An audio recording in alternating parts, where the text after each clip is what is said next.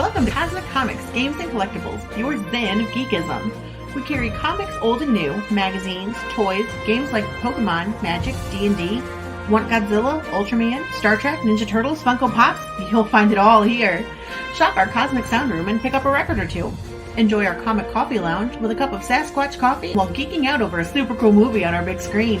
Cosmic Comic, Games and Collectibles. Superman loves us, and so will you.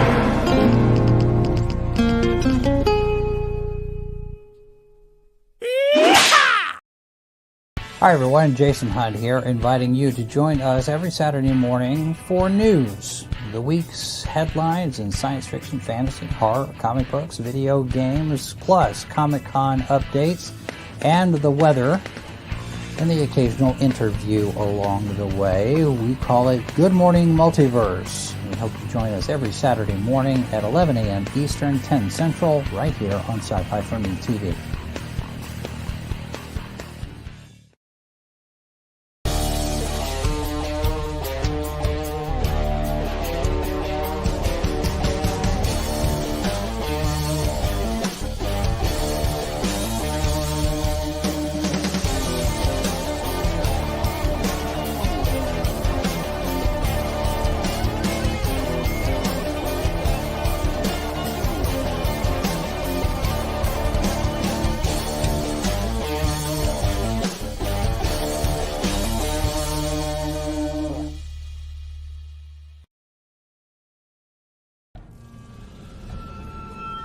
We've crossed paths more than once. I've whispered in your ear, shown you harmless little temptations. I am unknowable, yet you know me intimately. But you can always know me better. Collected here are 20 twisted tales that will thrill, chill, incite, and delight you from some of the most imaginative minds your species has to offer. This exclusive Indiegogo printing of The Devil You Know Better will be limited and numbered, with signatures from Mike Barron and Hart D. Fisher. Stretch goals achieved for this campaign will add interior chapter illustrations by Stefano Cardacelli. The Devil You Know Better. Back it on Indiegogo today, while you still can.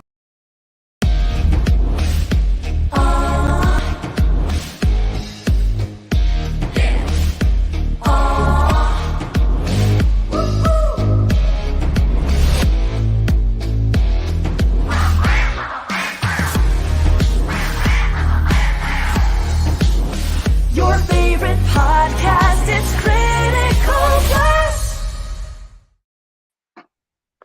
Good evening, everyone, and welcome to the Critical. Sorry, I love that intro. I can't. It jumped me there, huh? Good evening, everyone, and welcome to the Critical Blast podcast. I'm your guest host, Damascus Mintzmeyer. Our regular host, RJ Carter, he's not here tonight. He was struck by lightning, and while he was driving his vintage DeLorean, and he's in the year 1885 at the moment.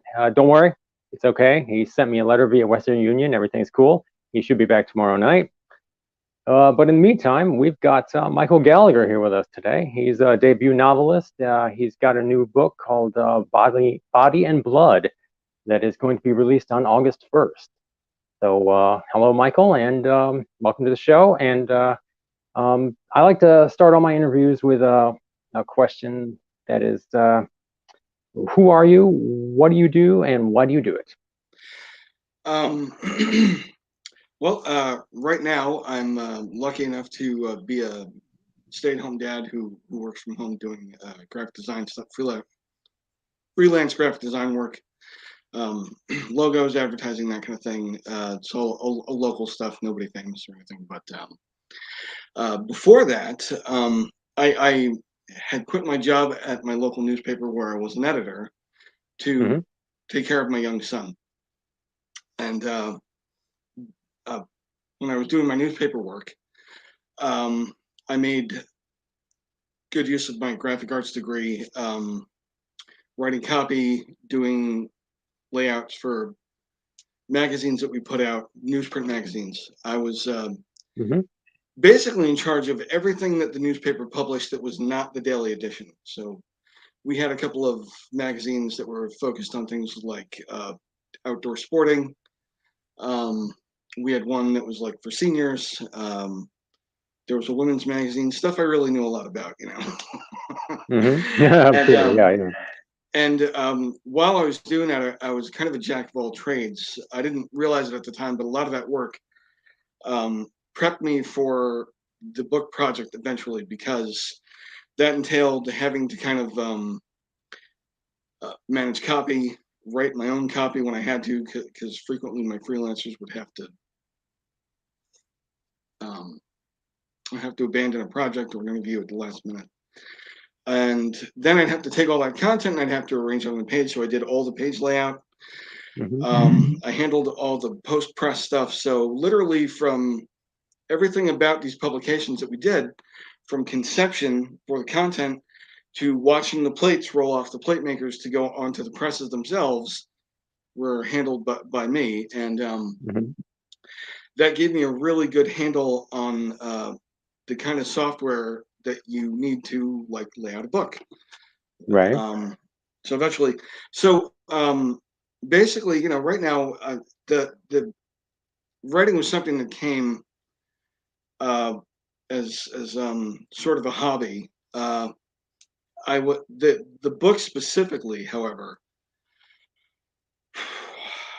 the very barest seed. What if you read the book? You read about the first 600 words.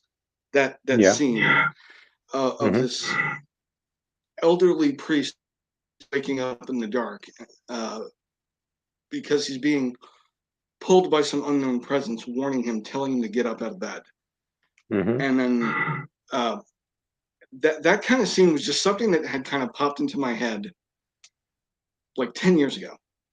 Totally, it was just my imagination. You know, every now and then I used to have a really boring job at a Chinese restaurant, and to pass the time, and a lot of writers say that rote jobs are good for like story ideas like this, because it kind of allows the back end of your brain to kind of think of plots and story seeds and stuff like that.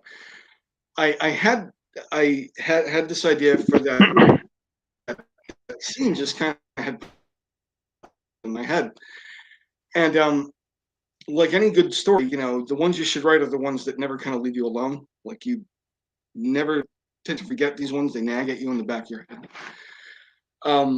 It was just something that always kind of laid in the back burner of my brain. This scene of this dark church, and you know, this priest being woken up in the middle of the night. Fast forward to I've left my job at the newspaper and I'm kind of doing the stay-at-home dad thing. And at about 2019 or so, I'm not going to give you the hairy details, but I'm going through a rough patch in life, and I'm struggling pretty badly with a bout of depression. Right. And something that I've had to struggle on and off with for a while now. It's part of why I started writing. And I was just at this. It was the kind of thing where like I didn't really have anybody to talk to about it. I didn't really want to talk to anybody about it. I wasn't on any kind of like medications to manage it. And there were some days where it just felt like I could barely function, but I had to because I had my son, Right. And then there's just one day I'll never forget it. It was this gorgeous, beautiful, clear day in May of 2019. The sky's blue. The leaves are this beautiful verdant green. I mean, the world is just glorious outside. And I'm standing in my driveway, just staring at the asphalt. That's just kind of like the albatross was around my neck with this, And I was just like mentally saying, God, I don't know what to do. Help me here, And it's not like I heard a voice or anything, but I got this intense feeling in that moment. You're going to write that story now. You found your calling. And I had not thought about that idea for, God, I don't even know how much, because Parenthood is just like, what book, right?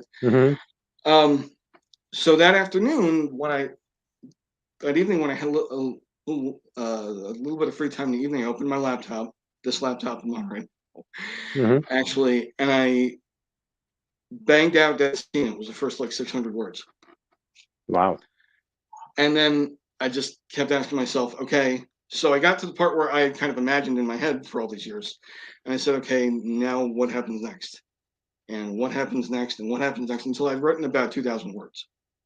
And that was the start of on and off as I was able to squeeze time in. And sometimes there were times I'd write until 4 o'clock in the morning, and other times there'd be times when I didn't write for weeks. And it tortured me. I'd beat myself up. I mean, I went through the writer's highs and lows through this thing, man. I've been there. About a year and a half or so, I finally got the first draft finished, and went through and edited three drafts before I showed it to a beta reader. And well, no, actually, it wasn't even a beta reader. I had writing wise, I was an island. I knew no one. I was totally isolated in terms of anybody who I knew who I could show this thing to. Right. So I finally got the courage to post the first chapter on a Reddit writing forum, and it got some good feedback. Okay, well, maybe I actually got something here, So I finally went and showed it to a couple of actual beta readers that I had saved money for with spare change. I'd scrimped spare change to hire a couple of beta readers, and they said, "Yeah, this is a really good book." People who had no vested interest in hurting my feelings or sparing my feelings were telling me, it's got problems. Here's her criticisms. But man, this is a really exciting book, and so that's what kind of gave me the confidence to actually say, like, you know what, I'm actually going to try to do this. And then I got into looking into how to self-publish this, and what blew me away was finding out that I'd already had my job, you had the skills already. My job in the newspaper biz, writing all that copy and doing all that page layout made me realize that like a lot of the hurdles that like an indie author will give up on a project for, they need to hire somebody to write their promo stuff, to design their cover, to do their book layout. I was like, oh my God, I already know how to do all this. I've got no excuse not to. I've got to. So this book, excuse me. So this book, when you see this book, the cover, the layout, when the publisher's imprint, I actually filed and created my own imprint to publish it under, the logo on the website for the imprint. Everything has been a product of stuff I've created from soup to nuts, beginning to end, not just the book, everything around the book. Wow. Has been something that I've had the agony and the ecstasy of being in control of from beginning to end. So I know that was a long answer, but that was kind of the journey to the book. Oh, that is a wonderful answer, actually. I really enjoyed that. Turns out you found your calling and you had the skill set already. Seems like it was some sort of destiny involved in that almost. I I hate to think like that because it sounds so grandiose, and I'm Hmm. like, Uh-huh. I'm the guy that would get like a good review, and I'd be like, "Are you sure?" You know, but I have been through so much with this. This could have been could have given up on this so many times. There was actually a point where I was getting ready to publish it last year, and I had to pull it at the last minute because something came up. Hmm. I thought it was dead then, but it came back. And actually, once I'd kind of gotten more into the indie publishing world, I was extremely lucky to meet a bunch of other authors who now I call friends, guys, and Declan Finn, who run the review site Upstream Reviews, and who are Hmm. very accomplished authors in their own right. And just lots of other guys. I discovered the superversive literary movement. I said, this is my home. This is this is what I really want to make and produce. So, but we can get into the nuances of that later. But yeah, it's been a ride, man. Yeah. So I've read the book. I thought it was very good. I enjoyed it. It was very action packed. I enjoyed the main characters and the secondary characters. And let's talk about the two main characters that we've got here because they're very, very compelling. We've got Father Keenan and Father Okono, Yes. and they are. What were the inspiration for those two characters? Describe them. Describe the setting. Describe the plot. Explain Body and Blood a little bit to the audience. All right. So the main sort of a twist in Body and Blood is when you think of your trope cyberpunk setting, right?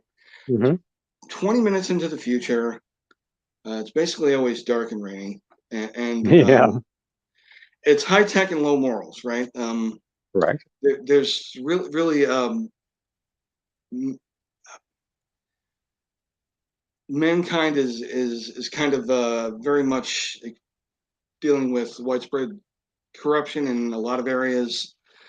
Um, there's a lot of crime, um, something that kind of always made me think about this was like, okay, so cyberpunk's always really dark and gritty and kind of depressing, Mm-hmm. but like they're not everybody is bad, right? Like they can't be. Right. In Gotham City, there's still Batman and Of course. Jim Gordon, right? There's still people going to church. There's still people who are out there. When you think about the life of a priest, they give vows of chastity and poverty, Mm-hmm. and forego just about every earthly comfort to take care of people in the parish and people they don't know, and to be a light in the world. And so I thought, well, while science fiction has got a long history of exploring religious and moral questions, I didn't see that very much in the cyberpunk subgenre. Mm-hmm. And since I'm not of a great intellect, I wouldn't say I that. said I can't struggle with the high-minded theological questions and stuff like that. I just want a couple of really good guys who basically go out and fight crime, and they fight for their parish and their followers, and they don't tolerate when uh, evil rears its head and uh, starts trying to pick on their parishioners, basically. Um, so I Father Keenan is actually very closely inspired by a priest who was at my own church. right down the block. Oh, wow. Yes, I mean, down to the short stature and the bass voice and the white hair. This guy, Monsignor Joseph, who the book is dedicated to. Yes, yes, I read that. He had a tremendous impact in my life. He has been there for me so many times.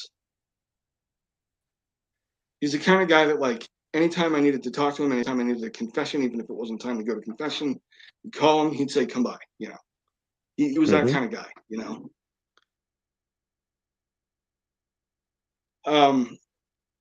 And that was the inspiration for Father Keenan, because he was a superhero in my eyes, you know. And if he had superpowers, I'm sure he'd be out there doing the kind of stuff that he was doing. And being a kind of a Northeastern Catholic, I'm in Northern New York. Being a kind of a Northeastern Catholic, he kind of represented a sort of the past of American Catholicism, right? Where the Northeast was very much known as this bastion of, you know, the Kennedys and stuff like that. Was kind of a famously Catholic section of the country. Whereas Okono, who I kind of made up out of whole cloth, but I made him African specifically because there is nowhere else in the world where the faith is thriving like in Africa. And here you have men who risk kidnap, murder. They hold mass in churches that are flooded, that have been exploded by bombs. That's the kind of priest that this place is churning out. So I said, I want to. So Okono is going to be the faith's future, and without trying to get, and all of this without trying to come across like a religious tract, you know. So I kind of had him, if that kind of a priest was a superhero, he'd be Okono Nwosu. And so that's sort of, and you know, I'm always a sucker for the buddy cop parent, like Nick Nolte and Eddie Murphy, or Eddie Murphy in a lot of movies, actually. You know, different sides of the track, friends. You know, so I love that kind of pairing just as a trope, and I think it's great, like old and young. So I put them together, and I think they gelled really well. They did. I agree. So that's they worked very well together. Yeah. So let's see. Let's talk about some of the secondary characters and talk about the plot a little bit. Describe what's going on. What adversary are they are Keenan and Okono fighting here? Well, the inciting incident is a break-in in the church. That's what kind of wakes Keenan up. He sort of has a sixth sense that alerts him to this danger that there's intruders in the church. And they quickly find out that these aren't just regular hoodlums. They seem to display superhuman strength, feral qualities like upturned noses, greenish skin. And so there's obviously something demonic behind them that is empowering them, because they're shaking off injuries that should have somebody just like rolling on the ground in pain. And one early fight scene in that early scene, I'm sure you remember, Okono actually rips a guy's ear off, which yes. In research I found out was I like shocking. It when it says how much pressure it takes to like tear someone's ear off. It's got like in parentheses. 3 pounds of pressure. I actually learned in my research that that's a really go-to bouncer move in bars. They'll grab somebody by an ear because they instinctively want to go down, because they can feel how easily this thing is to rip off somebody's head. Anyway, they quickly find out that a local street gang called the Carrion Hill Boys, the neighborhood this is set in is called Carrion Hill, has a new leader called the oh my god, I'm blanking here. She's the Bruja. Bruja witch. The blind witch. It's in Spanish in the book because the gang is Hispanic, but she's known as the blind witch, and she's put a bounty out on anything religious, tracts, chalices, anything that you can gank from a church. She'll give you money for it. So every gutter snipe in the city is looking for anything that's not nailed down in church. But the big item, the number one top item that she's giving the most money for, are consecrated Eucharistic wafers, which which are sometimes stored in what's known as a tabernacle in a church behind the altar, usually under lock and key. They're held in such high regard because in the Catholic faith, these wafers, which appear to be mere wheat wafers in their physical accidents, are regarded as the actual physical flesh of Christ under the form of bread. So much so that it's only handled as little as humanly possible, only by a priest because he's the only one worthy. If it's constantly held with a little dish underneath it, so you don't spill even a crumb of it. That's how tenderly these are held, and they're trying to rob them out of the church. They're not after food, they're not after money. That's what they want to try to get out of this church. And so without getting too far into the plot, because she's got a backstory that's connected to Brother Keenan all its own. They find out that she's risen to prominence seemingly out of nowhere, and she's plied this powerful local gang with money and drugs, and they've allowed her to lead them because she's making them all happy, but soon is demanding things from them like blood packs, and they're beginning to physically change. The ones that undergo these blood packs, they gain superhuman strength and stuff like that, but they become less human in appearance. She seems to be able to control them at will, so she's made her base of operations in the housing projects that they kind of run, the Black Hollow housing projects, and that's sort of where they trace this break into, and they found out that they're in a lot more trouble than they initially thought they were. Right. Because she's got an axe to grind with the priests too. I found the details about the inner workings of Catholicism fascinating myself, and the details about exorcism, which you go into very deeply. How much research did you do, and what kind of research did you do for that? Some of that stuff's pretty obscure, I imagine. I mean, you really went all out. I mean, there's a very detailed information in there. I'm very glad it came across that way. Declan Finn's going to kill me because he recently said in the podcast that he had to research exorcism for a book he was writing, and he said, so I read a couple of books. I read as much as I could to keep the plot moving along and be accurate. Like open up a tab. Hey. I'll go like, what's the stance on this? Open up a tab, go to the USCCB website really quick, and as long as I got it accurate. I mean, in the end, I suppose I read a fair bit, but I probably didn't do as deep a dive as it comes across as I did. Well, what's that joke about a writer? What's that joke about a writer? When did you call an expert in that? Oh, last night. Right. Yeah. Exactly. Well, you did a very good job. Anyway, and I love the humor in the book. Also, I need to highlight that because there was a lot of very funny scenes in there that catch you off guard, because it's not just a grim and gritty dark story. There's a lot of heart, and there's a lot of humor in there, and I really like that. Yeah, one of the things that really made me appreciate the superversive literary movement. I don't know if you've talked a lot about that particular. I don't know if I want to call it a renaissance, but it's small but burgeoning mood among a lot of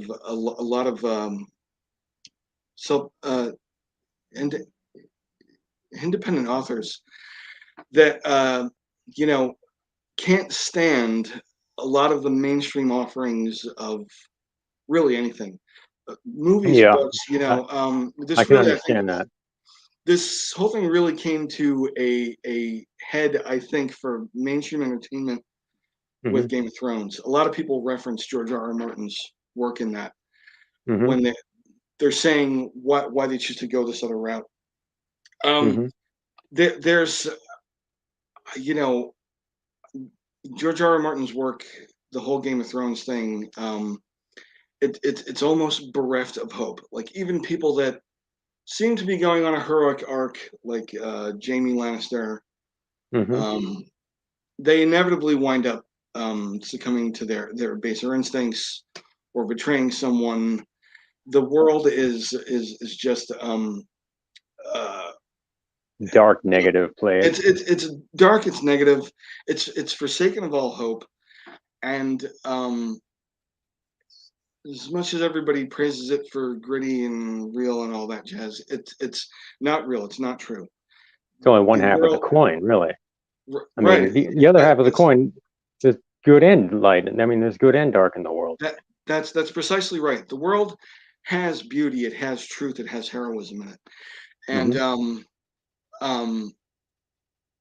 that's what a lot of these authors are trying to bring back into their work. And not to name drop them too much, but a lot of people have kind of made comparisons to our work who have read my book before. Declan Finn, who just finished up a 12-novel series called St. Tommy NYPD. There's a lot of similarities thematically between the two. It's about a cop in New York City who discovers he has superpowers that are based on things that the saints could do, like levitate and smell evil and stuff like that. And the enemies that he writes in there are brutal and bloody and evil, and a lot of the creators that are going along this way are not shying away from the darkness of the world, but they're also showing that light exists to drive it back as well.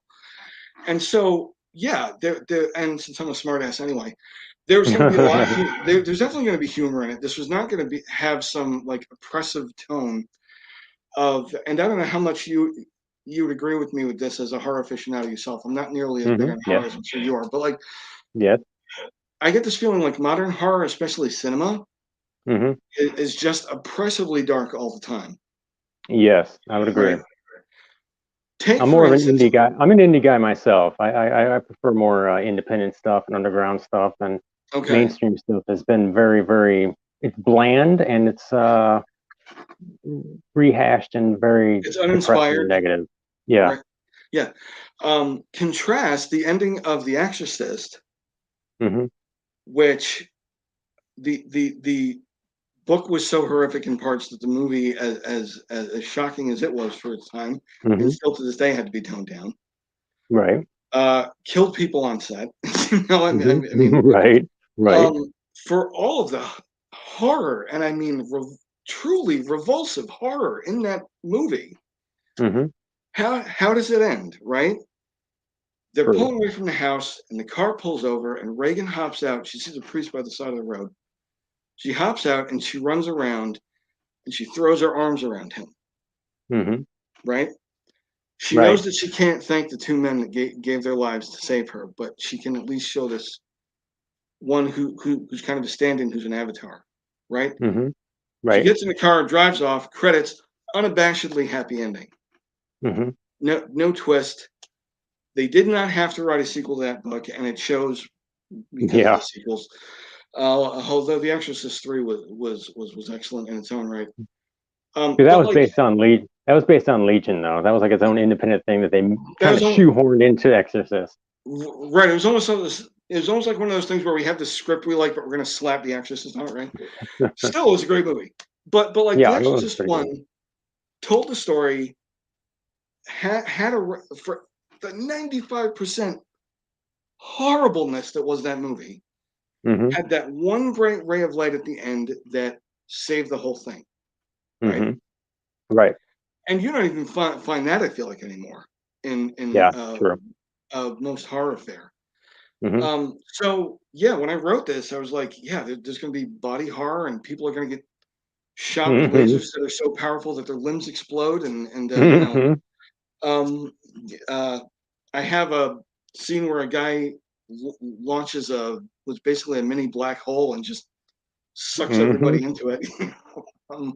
I love the improvised holy water hand grenades when they had the bottles full, the water bottles full, and they just throw it in there and just shoot them, and they just holy water goes all over the place. I love that. Yeah, thanks. Yeah, and yeah. So I mean, there's there's obscenities. It's of the world, right? Everybody in this book is of the world, and the priests are of the world. They're down there. They're in the streets. They're in the gutters. They're just fighting it every day, but they're not. They're in the world, but they're not of it, right? Right. They're still faithful. They still maintain. They're still good guys all the way through. I was not going to have anybody having a crisis of faith halfway through. I wasn't going to have anybody have some dramatic moment where he takes off his collar and or God, real life is, we've got enough of that, for God's sake. When people go into a work of fiction, when it's escapism, it's the best thing it can offer a person. So for God's sake, give them something to escape to. I totally agree with that, 100%. Yeah, tonally, yeah, it's brutal. It's absolutely dark in places, but it's always tempered enough that it relieves the tension, I hope, where you can still enjoy the book, even if it's got some wince-inducing moments. That's why I love comedy horror myself. I love writing. All my stuff has a big. I'm a smart ass too. So, yeah, you're not alone there. Better smart ass than dumb ass, I always say. That's absolutely right. And you actually said, like, in the review, which was one of the most eloquent ones I've ever read. Oh, thank you. Very, very tough but fair. I was reading it all the way down. I was like, oh, he loves it. 3.5 out of 5. But I think you said like comedy horror is like it's risky, but when it's done really well, that is like some of the best entertainment. Yes. And yes, comedy horror is almost nobody can get comedy horror right. I know. I love it myself, and I work in it a lot myself because I like I like the accent. You can accent the horror with the humor, if you do it right.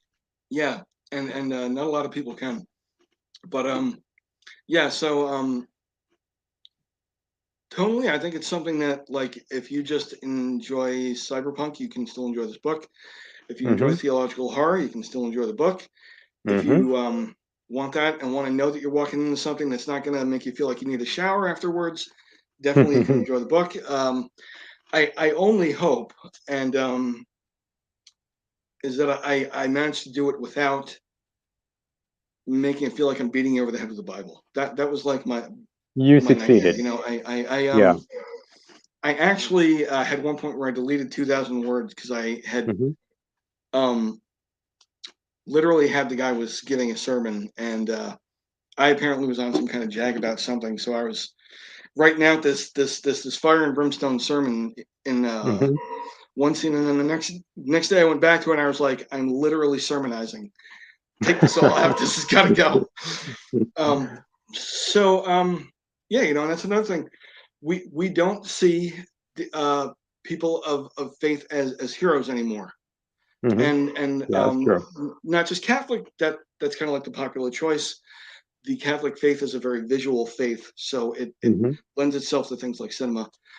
But I'm trying to think. There was a really great horror movie a while back that was centered around.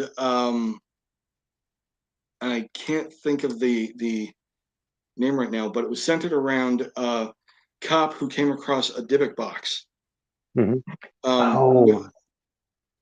know which one I'm talking about? I know the one you're talking about. I can't remember the name, but yeah, I know the one you're talking about. I can't remember the name, but like he kind of like teamed up with a rabbi, and the rabbi was giving him a lowdown. He's like, man, if this box gets open, this is bad news. You don't want to. But like we live in an age that it is mainstream. Basically, everything is not just indifferent to faith; it's hostile to it. And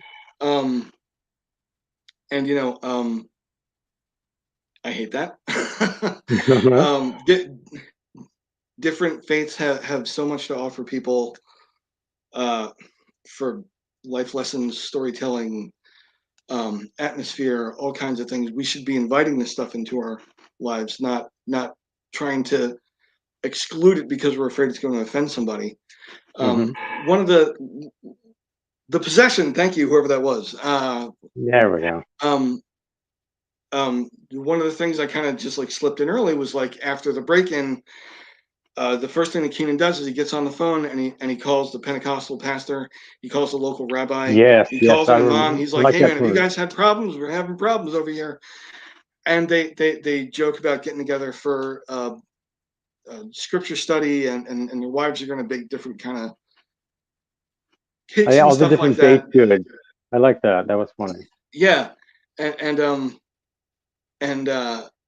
you know, I want to see that. I want to see people that Come together. You want to see people come together instead of divide themselves apart. That's exactly right. That's exactly right. So I think it's a fun read. I think it's funny. It's got all these different, seemingly disparate things that sometimes I worry that when I try to describe the story, it just sounds like a mess. But it seems like I've managed to balance things out enough, and I hope other people enjoy it because I think it's a really good story. What would you say is your favorite scene in the book? If you had to pick one. Oh God.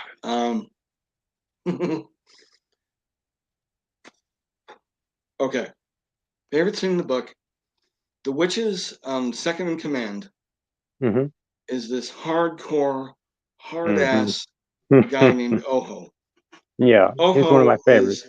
Think of a bald Hispanic gangbanger covered in tattoos, and he's called Oho because he has basically like what I imagine an Illuminati eye tattooed right in the middle of his forehead with like lines radiating out of it.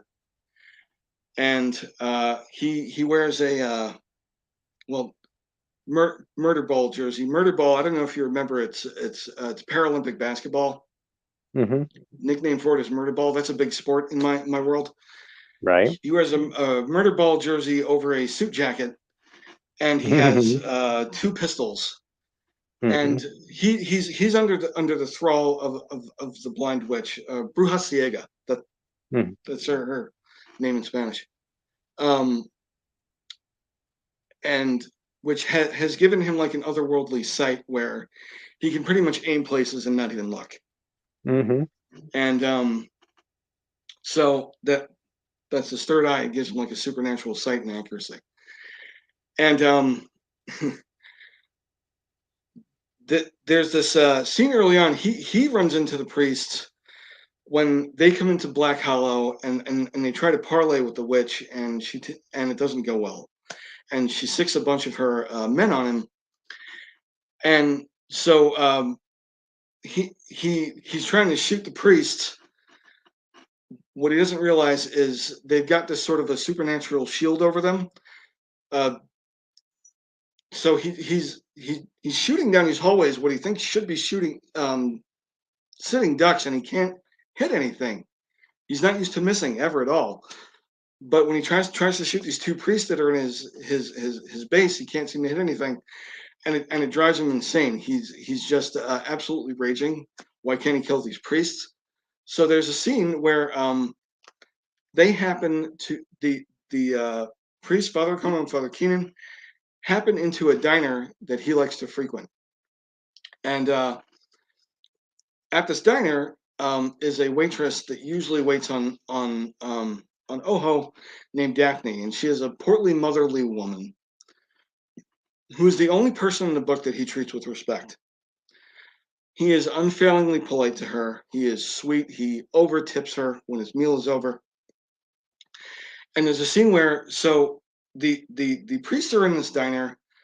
Somebody gets word out to Oho that the priests are in the diner. He comes in ready to kill them, pulls his guns, doesn't matter. The place is full of people. He just wants these priests dead. The priests are caught so dead to rights that Akono is like literally closing his eyes and saying a prayer to God, I've had a good life.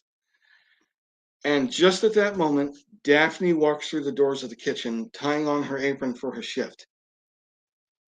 And Oho immediately hides his guns behind his back, and he adopts this really sweet affect. Hey, Daphne, how you doing? didn't think you're going to be in today, you know, and so she sees him kind of standing there really awkwardly with his hands behind his back, and she's like, no, I'm on now. You're not getting in any trouble, are you? And he's like, no, I'm just gonna leave now, okay, and he and his guys kind of sheepishly back out because the priest have just had this miracle that his his sweet little waitress walked in, and he didn't want to disappoint her by Right. murdering a few people in cold blood. I think that was kind of overall. I think I really enjoyed writing that scene, and I think it comes across a little more. You see Oho really sort of take an arc in terms of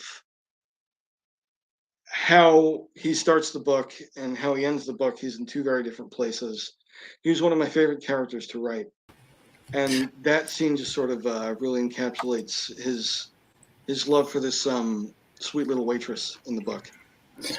Unsurprising to nobody, including Damascus himself, a hellmouth has opened beneath him and has swallowed him twice. He's trying to claw his way out of it, but apparently he's having some technical difficulties. So okay, that's why I'm here. It's good to see you're back from the future. This is true. So Damascus is going to try and hang on and not let the hellmouth swallow him up anymore. Yeah. StreamYard told me that my phone was overheating and it had to like kick me off for 20 seconds or something like that. Oh, you're on your phone. Oh, holy cow. Yeah, you're plugged in. And I had to blow a fan at my phone when I used it for interviews. I'm going to ask a question and then I'll get out of here. Michael, sure. Is this the first installment of the many adventures of these two priests and their supernatural? Yeah, I wanted to know that too. So, the funny thing is it wasn't planned to be. This was always planned to be a standalone book. What reception I've gotten from it from beta readers and stuff, a lot of people do want to see more. So we'll see. I can tell you that right now I'm working on another book, a second book, that is set in the same universe and includes some of the same characters, but it's not a direct sequel. It's sort of another in-universe standalone. I've got kind of ideas for 3 books in this universe to take place, but as far as the future adventures of the priests, right now, that's not on the slate.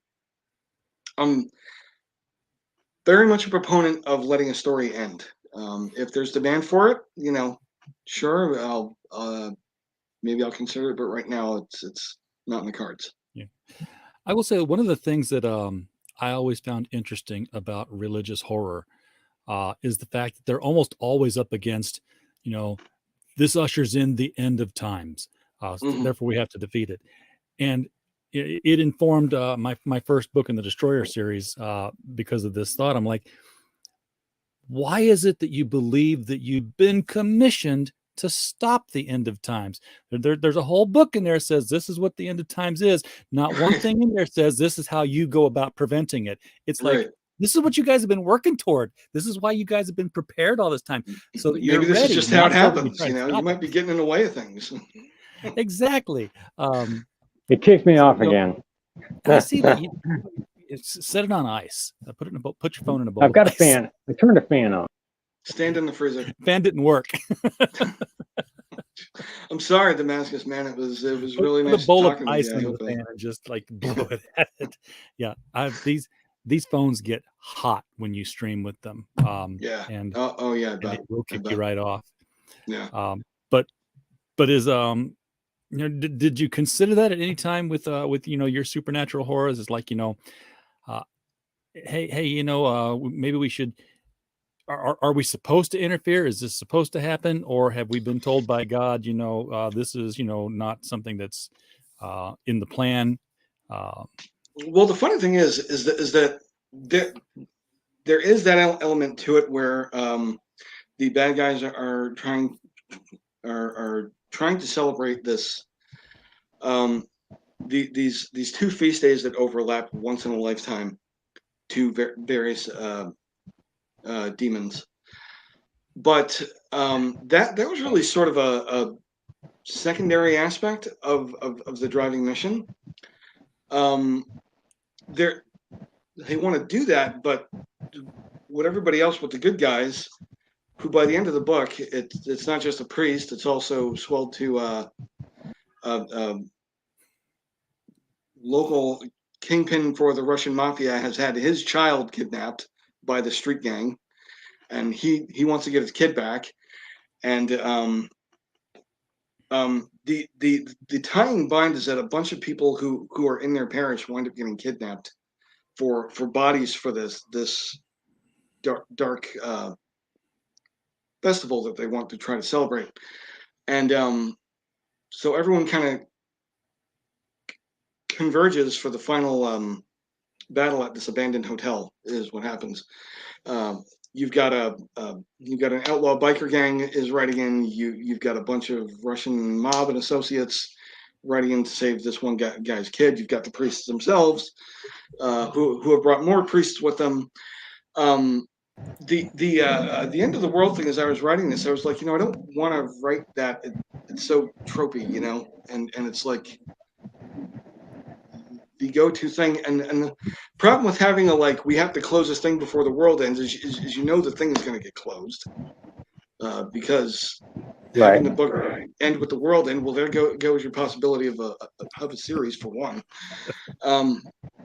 But really the driving force was rescuing the people who were captured in there, rescuing the baby that got kidnapped from the Russian mobster. And of course, one of the characters is a hitman who finds out that his daughter's been kidnapped, who had been sent to the blender, who had been hired to assassinate the priests, finds out that his daughter's been kidnapped, and he kind of, I guess I'm giving away a little bit here, but he turns coat and he goes on the side of the good guys. But so yeah, that's kind of that was sort of there, but very much as kind of a backdrop. The main focus was, are they going to rescue this baby? This innocent life. That was kind of like the most heinous act of the whole book, was the kidnapping of the child, really.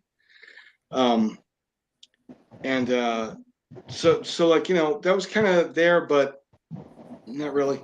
It was sort of it was like sort of a back burner element to motivate the antagonists.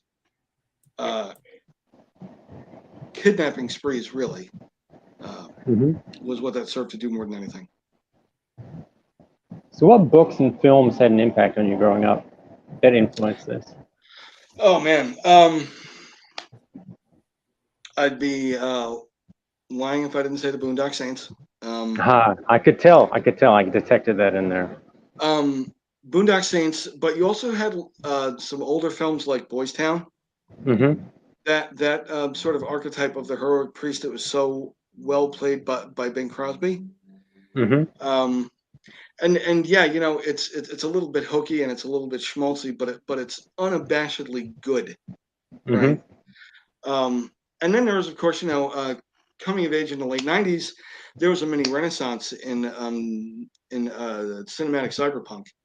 There was the Matrix movies, Dark City, Strange Days. Dark City, oh my god, I love Dark that movie. City, my god. Johnny Mnemonic.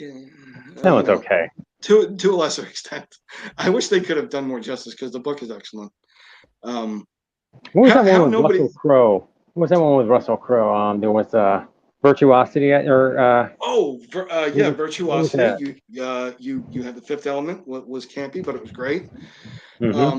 And I ate this stuff up. I played Cyberpunk 2020 in high school. I was that kind of nerd. I've always loved that sort of space opera. Never really grabbed me, right? Me neither. Star Wars was great, but like when you fling it so far in the future that it's like unrelatable almost. So like the stuff like RoboCop, the 20 minutes into the future, that's what really grabbed me. So yeah, that was the kind of stuff that kind of went into the sort of a influence stew. Okay, Fantasyland time. A Hollywood studio options Body and Blood for $100 million blockbuster movie. Who would you like to see in the director's chair, and what actors would you like to see playing the main characters? I would not give this as a script to anyone but Sylvester Stallone. Oh, cool. He's Judge Dredd, and Demolition Man. Yep, and the kind of violence in this is very much like Expendables violence. Definitely. It's like cringe, but you're not disgusted. And I think I think he could really just he's done all the things. He's done action, he's done comedy, he's done so many of the things that are in this thing. He's if I could just have my pick, he'd be the guy in the director's chair. Mm-hmm. The two priests, God. Well, Father Kono, geez, he's probably old now, but there was a guy that used to be on a show called Lost, Mm-hmm. who played. God, I can't remember his character's name, but he had that very intense way about him. Mm-hmm. I want to say he was like a French Creole Haitian character. I almost think in the show, and I don't know why he was so tortured, but he always had these really intense scenes, and he did them really well.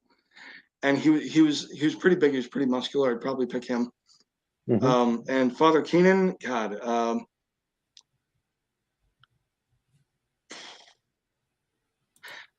I've always thought of him as my local priest. I don't even know who I cast. I don't even know. Maybe Dennis Hopper. That would be a good fit. That'd be a pretty good fit, I think. I could see that. Dennis Hopper, maybe Russell Crowe, actually. What about the other characters, like was it Zyvon, the Russian mobster, or Oho? Oho, that would be good. Oho, jeez, I don't know. John Leguizamo. That would be perfect. John Leguizamo might surprise the hell out of me, because he actually he's a pretty versatile actor. He's obnoxious, but he's a very versatile actor. Spawn was a terrible movie, but he was really good as a clown in that. That's right. He played Violator. He was also in, I think, Land of the Dead. He was in one of the Romero films. Yes, he was Land of the Dead. Mm-hmm. That's actually not a bad suggestion. I would actually take John Leguizamo just to see how he could surprise me. One guy I have thought of who I've definitely cast for the head of the Widowmakers, Hot Rod. Who's actually the main character in the book I'm working on now, called The Gold Scapular. Oh, cool. If you remember, there was a guy who's the head of a rival motorcycle gang on Sons of Anarchy. Mm-hmm. What are they called? Not the Mayans. I think they're an actual gang. But there was like a Mexican motorcycle gang that the Sons of Anarchy were kind of rivals with. Like, they had like an uneasy alliance with. And the leader of that gang had like this pompadour, slick back hair, and he just had this mean look to him. And he was always the guy that I said, if I could get him, if I could get, who's the guy that played Machete? Well, I'm blanking on his name right now. Danny Trejo. Danny Trejo. If I could get Danny Trejo from like 20 years ago, he'd be the guy. But if not him, that guy from Sons of Anarchy, who again I never knew the name of, but he was like exactly who I had in mind for that guy. But so it'd be tough to cast this because I don't really. There's so many people that I just can't even imagine like an analog to. But John Leguizamo was a good suggestion. I might shoot you an email if it ever happens and tell me, hey, who'd be your picks? You had some good suggestions. Oh, thank you. I think one of my favorite scenes was when Oho and Catherine had a confrontation. Oh my God! That was like hardcore. I mean, that was some grinding, bloody action. I don't want to give that away for the audience, but seriously, that was probably my favorite scene in the book. That and where Oho was with the waitress. That was funny too. That really funny. That fight scene between him and Catherine, that took a couple of sessions. That was tough to write. I really liked her by the time that rolled around. I've always said, like, don't pull your punches with characters, and I really liked her, and that was a hard fight scene to write. Yeah, good. I'm glad it had an impact. Yeah, that was probably my favorite one. Okay, so here's a related question to the movie question. If a biopic is made on the life of Michael Gallagher, who plays you in the film? Oh, Christ. Jesus, I don't know. Well, I mean, obviously John Cena. Yeah. Um, Well, why not? I mean, it's I Hollywood, might man. Why actually, not? I actually did. He's kind of a goofy bastard in real life. I might Hmm. do it just for the laughs to have him be this jacked, swole version of. You squint, you kind of get some distance. I might look a little bit like him in the face, but he'd have to shorten 6 inches and gain 40 pounds of All right, spare tire to all right, you meet your get you through it. 13-year-old self. You meet your 13-year-old self. What advice do you give the teenage you?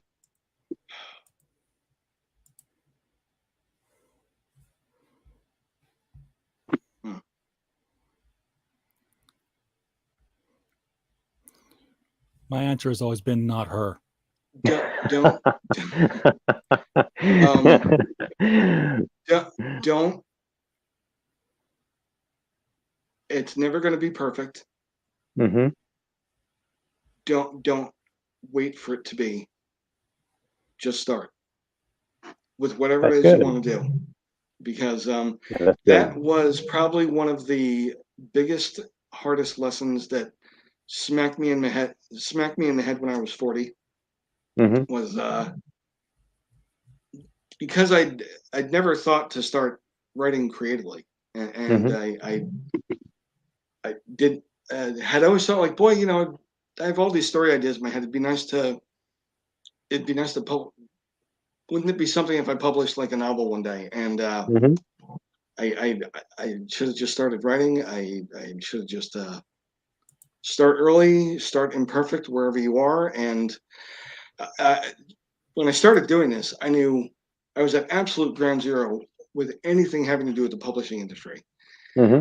And now I've got a book on the way. I've got a couple of stories that are about to be published later this year. Mm-hmm. One's going to get picked up by Sosova magazine. One's going to be Yeah, that's featured in great. an anthology. Yeah. Sorry, Kursova. Sorry. Kosova's all over the place lately. I've been pronouncing that wrong for so long. And I designed the book cover. I designed the logos. I started the imprint. I designed the insides of the book exactly how I wanted it. I made the ebook, and I didn't know how to do any of it when I started. It's really okay to just kind of learn as you go along, and that made me afraid to do so many things when I was 13. I was Mm-hmm. this awkward, overweight, nerdy kid whose That sounds like me. whose favorite superhero was Spider-Man, not because he was Spider-Man, but because he identified with Peter Parker so much. That sounds like The me, basically. science Yeah. nerd that was terrible with girls. Yeah, it's never going to be perfect.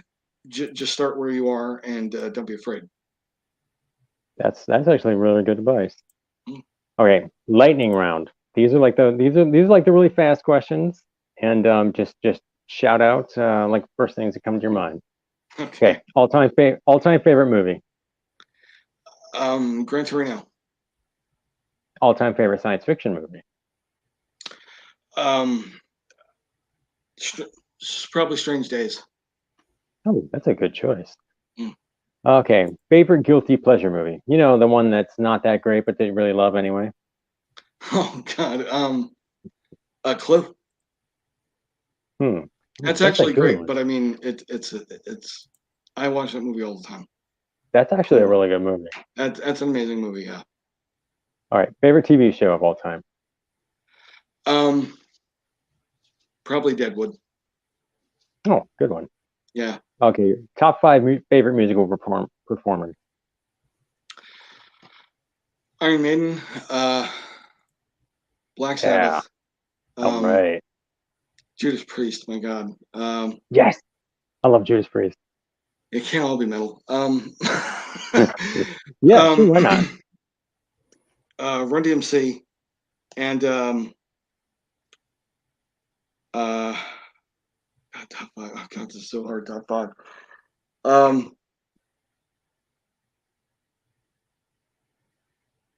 Megadeth. All right. Favorite food?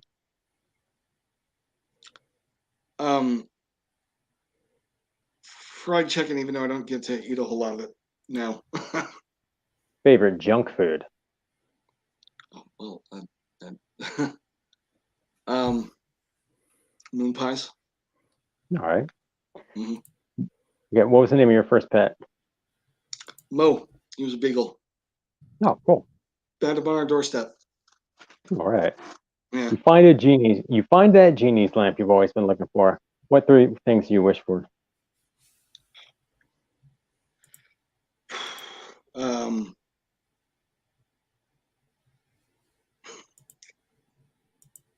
You guys are killing me.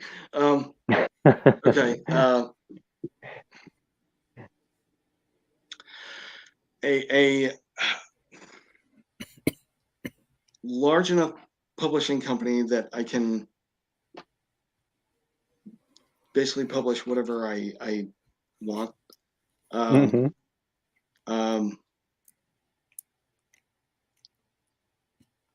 Probably a bigger house by a body of water somewhere. And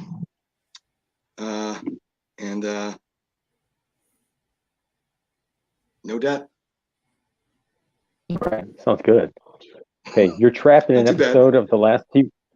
You're trapped in an episode of the last TV show you watched. How do you fare? Oh man, I like. Well, I mean, not bad. I guess it was Paw Patrol. So I mean, not a whole lot of terrible stuff happens there, I guess. I was watching a true crime documentary, so I'm probably dead. Oh man. All right, first celebrity crush. Gillian Anderson.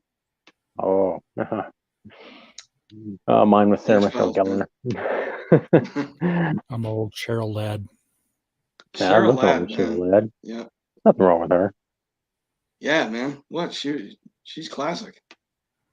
Okay, Terminator 1 or Terminator 2? Only more women look like Cheryl Ladd these days. Terminator 1 or Terminator 2? Obviously, Terminator 2. All right. You wake up with Superman's powers for 24 hours. What's the first thing you do? What's the first thing I do? Yeah.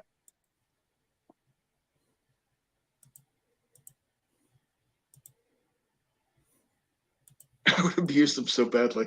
Rob a bank. What's not going to get me on an FBI watch list, you know? Even if it does get you on the FBI watch list, just fly around the planet backwards and and make your own screen backwards and make everyone forget. Yeah. Right, yeah.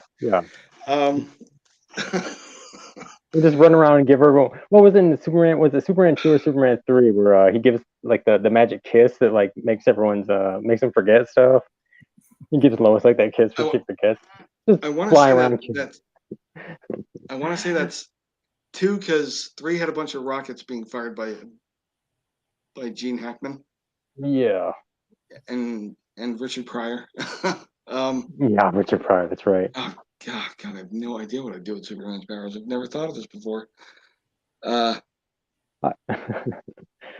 Probably punch that pain in the ass tree in front of my house down. That's practical. The city's constantly asking me to trim the limbs. Just punch it down, knock it away from the electrical lines. There you go. Problem solved. All right. You find Doc Brown's DeLorean. What time period to go to and why? 1980, because I'd love to live the 1980s over again. I'm not gonna lie. That's cool. I'm wearing a Back to the Future T-shirt at the moment, so I have that movie on the brand. Yeah. All right. So, last question. What's next for Michael Gallagher? What's next for Michael Gallagher is the hopefully getting the next book written by the end of the year, and at least the first draft, and hopefully I don't suffer a sophomore slump. Yeah, you better send that to me. I'll read that. I want to read that. Absolutely. I'll read and review it. Absolutely. Keep my email address for sure. Absolutely. Well, thank you, man. All right. Any shout outs you want to give? Yes, absolutely. I got to give a shout out to a couple of guys who have helped me get here. Declan Finn, who's been a very good friend of mine, very accomplished author in his own right. He just got he's got a bunch of books coming out now. He's written the St. Tommy NYPD series. Mm-hmm. Anybody who loves a good action novel that's light and quick, they're usually about 200 pages, definitely should check him out. Rob Cross, sorry if I just butchered your name, Rob. He's about to release the end of his Mammon trilogy. Mammon's an amazing trilogy about I think we're trying to mine an asteroid that's like loaded with precious metals and gold, and it winds up crashing the world economy. I know I'm probably bungling the plot, but it's gotten a lot of juice. A lot of people like it. It's gotten through the roof reviews. Check him out as well, and he's got a long body of work that covers everything from campy sci-fi comedy to you name it. This guy has written the genre. Mm-hmm. Both of them run an indie book review site called Upstream Reviews. They're on Substack. Mm-hmm. And you'll also find some reviews that I've written as well as some beat pieces. I cover stuff like sci-fi scene culture, stuff happening with stuff with it, that kind of thing. So yeah, go ahead and check out upstreamreviews.substack.com. That'd be great. And I think that's about it. And if anybody wants to read a chapter of this book for free, it's at the publisher's website, sevensorrowsbooks.wordpress.com. There's a contact form there if you want to get in touch with me. You can contact me through there. All right. Well, thank you for coming on the show, Michael. It was a great pleasure to talk to you and to interview you. And I really enjoyed the book. I really enjoyed the book, and I would encourage everyone to go pick up a copy of it. It comes out officially August 1st, right? Yeah. Yes. Right. That's right. I think you can pre-order it on Amazon. I think it's on there right now. And you can look forward to having you on the show again. Absolutely, man. I appreciate it. Thank you very much for the opportunity. Right. And as always, while you were all here, we just hope you had a blast. Good night.